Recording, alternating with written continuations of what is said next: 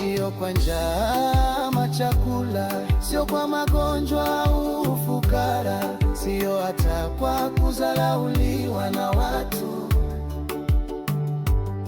Hakuna cha kunitenganisha na Mungu, hata kama nikibaki mpweke. Naamini tumaini langu ni wewe.